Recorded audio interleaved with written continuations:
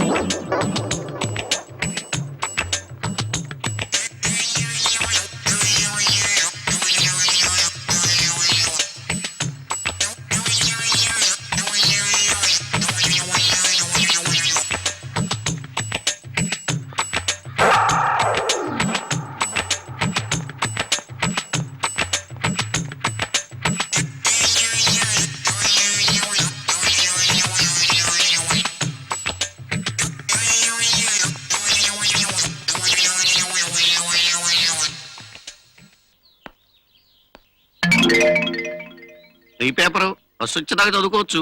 Okay.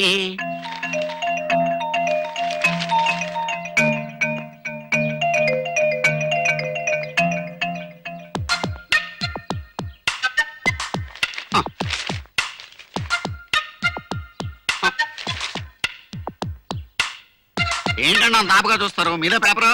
కొనుక్కున్నాను కాబట్టి నాదే. అయితే తీసుకుని చదువుకోండి. పేపర్ బాగా చదివారా? మొత్తం ఒక్క అక్షరం మిగలలేదు. మొత్తం మొత్తం. Very good. రండి, కాసేపు కూర్చొని మాట్లాడుకుందాం. రండి సార్. ఎందుకండి? కూర్చోండి సార్. మొత్తం చదివారా? మొత్తం అక్షరం మిగలలేదు. టోటల్ గా. యా. న్యూస్ ఏంటో చెప్పండి. ఎందుకు? పేపర్ కొనింది నేను, చదివింది నువ్వు. ఎంగిలి పేపర్ నేను చదవను. నువ్వు న్యూస్ చెప్పలేదనుకో, రేపు నువ్వు అయిపోయావనే న్యూస్ పేపర్ లో వస్తుంది. పేపర్ చదివిన పాపానికి ఇవన్నీ చెప్పాలా? హెడ్ లైన్స్ ఏంటి? గుట్టు విప్పని కాంగ్రెస్, బెట్టు వదలని బీజేపీ. లెఫ్ట్ లో కార్టూన్ ఏంటి? పూలదండను కత్తితో పొడుస్తున్నాడు. రైట్ లో advertisement. Brooke Bond tea. Last page లో ఇండియా గెలిచిందా? ఆస్ట్రేలియా గెలిచింది. బిజినెస్ పేజ్ లో న్యూస్ ఏంటి? బిజినెస్ అంటే షేర్ మార్కెట్. అంతంత చిన్న అక్షరాలు ఎక్కడ చెప్తాం సార్, జ్ఞాపకం పెట్టుకుని. ఏ ఉద్యోగం చేస్తున్నావు? ఉద్యోగం లేదు సార్, 15 years నుంచి అన్ఎంప్లాయ్మెంట్. నీకెందుకు ఉద్యోగం రాలేదు తెలుసా? ఎందుకు రాలేదు సార్? ఫ్రీగా పేపర్ చదవడం వల్ల. ఫ్రీగా పేపర్ చదవడానికి ఉద్యోగానికి సంబంధం ఏంటి సార్? ఉంది. ఈ పేపర్ సర్క్యులేషన్ ఎంతో తెలుసా? 5 లక్షలు. రోజుకి 5 లక్షల మంది పేపర్ కొని చదువుతారు. నీలాగా 5 లక్షల మంది ఫ్రీగా చదువుతారు. నువ్వు పేపర్ కొనడం వల్ల సర్క్యులేషన్ పెరుగుతుంది. సర్క్యులేషన్ పెరగడం వల్ల రిపోర్టర్స్ కి, సబ్ ఎడిటర్స్ కి, కంపోజర్స్ కి, పేపర్ బాయ్స్ కి ఉద్యోగం దొరుకుతుంది. నువ్వు పేపర్ కొనకుండా ఫ్రీగా చదవడం వల్ల వాళ్ళందరికీ ఉద్యోగం రాకుండా చేసి వాళ్ళు ఉసురు పోసుకున్నందుకు నీకు ఉద్యోగం రాలేదు. నాకు ఉద్యోగం రాకపోవడం వెనక ఇంత కథ ఉందా? కథ ఇంకా ఉంది. ఇంకా ఉందా? ఉద్యోగం రాకపోవడం వల్ల వీళ్ళల్లో చాలా మంది ఆత్మహత్యలు చేసుకుంటారు.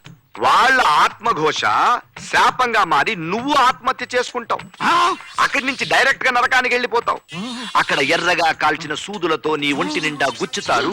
ఆ తరువాత సలసల కాగే నూనెలో వేయిస్తారు. నీ ఒంటి నిండా కారం పూస్తారు. ఆ బాధ నేను భరించలేను సార్. ఆ బాధ భరించలేక నువ్వు నరకాన్ని నుంచి డైరెక్ట్ గా దూకి భూలోకంలో ఉన్న ఒక పేపర్ మిల్ మీద పడతావు.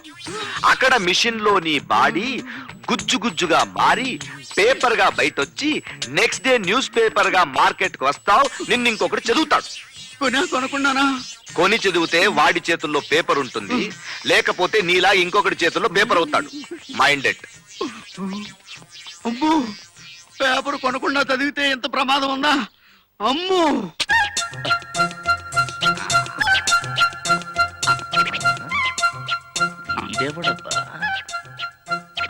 నమస్కారం సార్. ఎవడా నువ్వు? నేనెవరై ఉంటానో చెప్పుకొని చూద్దాం. నువ్వుగాడు అయి ఉంటావు, కాకపోతే టై కట్టుకుని బిల్డప్ ఇస్తున్నావు. ఓహో, ఎస్ సార్. ఎస్ఆర్ కదా, వెళ్ళా డీసీ గారిని పిలుచుకురా. డీసీ అంటే మన మనోహర్ గారా సార్? అలాగే. ఇంతకీ తమరెవరని చెప్పమంటారు సార్? నారాయణ గారు అని చెప్పాడు, క్లియర్ గా అర్థం అవుద్ది. ఓహో, ఇంకా ఉంటున్నాడే. అలాగే సార్. మనోహర్ గారు వచ్చారు. నువ్వేంట్రా ఇలా వచ్చావు? అదేంట్రా, ఉద్యోగం ఇస్తానన్నావు, 20,000 శాలరీ అన్నావు, అందుకే వచ్చాను. అది ఇంతకే నువ్వు తిరుమల గ్రూప్ ఆఫ్ కంపెనీస్ కి చైర్మన్ అయ్యావా లేదా? నీకు కొన్ని సీక్రెట్లు చెప్పాలి. ఉండున్నాడు మరి ఏం పర్వాలేదు నాకేం గుర్తుండవు మీరు మాట్లాడేసుకోండి అయినా సరే నాకు చాలా అనీజీగా ఉందిరా వీడు ఉంటాను వీడెంతసేపు రా ఇదిగో జనరల్ మేనేజరు జనరల్ మేనేజరా నేను ప్యూన్ అనుకున్నాను నేను అలాగే ఫిక్స్ అయ్యాను. ఒకసారి చైర్మన్ ఫోన్ కూడా అప్పారావు. హలో మామా.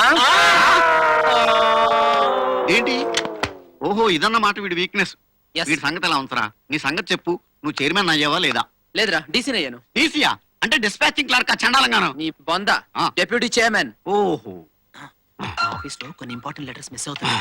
మా మామని నీ పని మీద పెట్టాడు. ప్రస్తుతానికి డిస్పాచింగ్ క్లర్క్ మరి నటిస్తున్నాను. నన్నే పనిలో పెడతావు ప్రస్తుతానికి ఆఫీస్ లో పోస్ట్ లైన్ ఖాళీ లేవురా. బాబు బాబు ఏదో ఒక ఉద్యోగం ఇప్పించారా నీకు దండం పెడతాను అయితే ఓకే హెల్త్ ఆఫీసర్ గా ఉండు. Same salary 20,000. హెల్త్ ఆఫీసర్ అంటే దీనికి ఏజ్ బార్ లేదా నేను ఇక్కడ ఉండగా నీకు ఏజ్ బారేంట్రా? మరి నా డ్యూటీస్ ఏంటి ఏముంటుంది ఆఫీస్ లో అందరు హెల్త్ చెక్ చేసి పారటమే. హెల్త్ చెక్ చేయాలా ఫస్ట్ వీడి హెల్త్ చెక్ చేస్తాను ఓకే ప్రొసీడ్. Okay. నేను చెప్పిన సీక్రెట్ లెటర్స్ డీసీ ఇవన్నీ ఎవరికి చెప్పిన పెద్ద సీక్రెట్. ఎరా